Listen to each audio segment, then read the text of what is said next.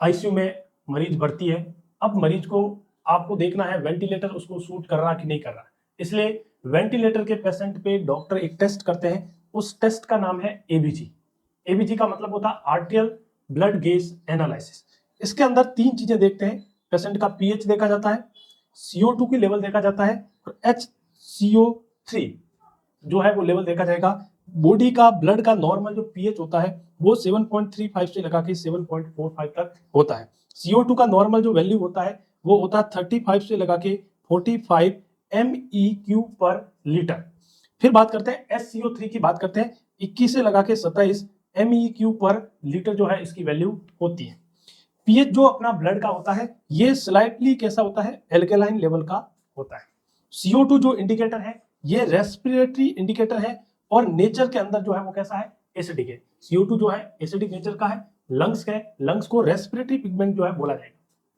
जितना ज्यादा CO2 body के अंदर रिटेन रहेगा उतना जो है एसिडिक लेवल अपने बॉडी के अंदर बढ़ेगा। SCO3 जो है वो नेचर के अंदर कैसा है, ये नेचर के अंदर एल्केलाइन है, और इसको पिगमेंटेशन जो है इसको अपन मेटाबॉलिक बोलते हैं। जितना SCO3 बॉडी के अंदर रिटेन रहेगा उतना एल्केलाइन लेवल जो है वो रहेगा। ये दोनों आपस में कंपलसेट करते हैं और ब्लड का जो पीएच है वो एक मेंटेन करते हैं। आपने कभी सुना होगा, गांव के आदमियों ने बोला होगा कि देखो मरीज बचना मुश्किल है क्योंकि खून जो है वो जहर हो गया।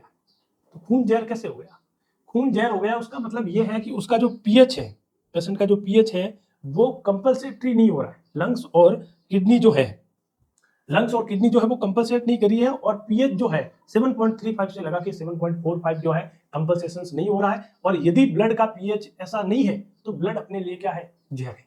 तो इस तरीके से अपन टेस्ट करते हैं, और इस टेस्ट को कैसे परफॉर्म करते हैं, इसके लिए अपन एक सैंपल लेते हैं। सैंपल लेने से पहले हम उसका टेस्ट करते हैं जिसको बोलते हैं एलन टेस्ट। क्या बोलते हैं, एलन टेस्ट। एलन टेस्ट के अंदर अपन सैंपल लेंगे आर्टरी से। किससे सैंपल लेंगे, आर्टरी से सैंपल लेंगे। कौन सी आर्टरी से सैंपल लेंगे, रेडियल आर्टरी से सैंपल लेंगे। रेडियल आर्टरी से सैंपल लेंगे। एलन टेस्ट के अंदर अपन क्या करते हैं, एलन टेस्ट के अंदर अपन जो है वो पेशेंट का जो यूनिलैटरल जो है अल्नर आर्टरी की पेटेंसी जो है वो चेक करते हैं। इस हाथ के अंदर, ये अपना हाथ है, दो आर्टरी जाती है। अंगूठे की साइड वाली जगह को अपन बोलते हैं रेडियल आर्टरी, और इधर की साइड जो जाती है अल्नर आर्टरी। ये दोनों आपस में कोलैटरल सर्कुलेशन होता है और इस हैंड को जो है ब्लड सप्लाई मिलती है। अब पंचर किसको करेंगे, अब पंचर इस आर्टरी को करेंगे जहां से अपन पल्सेशंस करते हैं। रेडियल आर्टरी से 1 ml का सिरिंज लेंगे। सिरिंज को अपन क्या करेंगे, हेपरनाइज करेंगे। हेपरनाइज सिरिंज का मतलब होता है हिपेरिन का जो वाइल लिया, वाइल लेने के बाद में लोड किया, लोड करने के बाद उसको वापस से पुश कर दिया। इनकी हिपेरिन उसके अंदर नहीं लिया, हिपेरिन से अपन उसको क्या किया, फ्लश किया। या हिपेरनाइज सिरिंज जो है रेडीमेड भी आती है।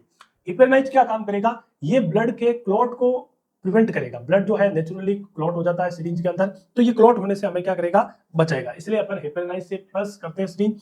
1 ml का सिरिंज लेते हैं, और नीडल का जो गोज है वो अपन 26 गोज या 24 से 26 गोज का नीडल जो है वो हमें इस्तेमाल करना है। पहले हमें एलन टेस्ट करना है।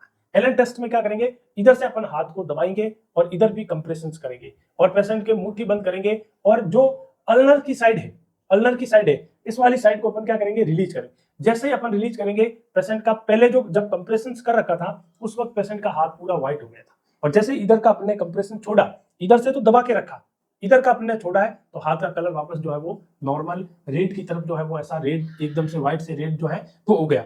इसका मतलब अल्नर आर्टरी की पेटेंसी है।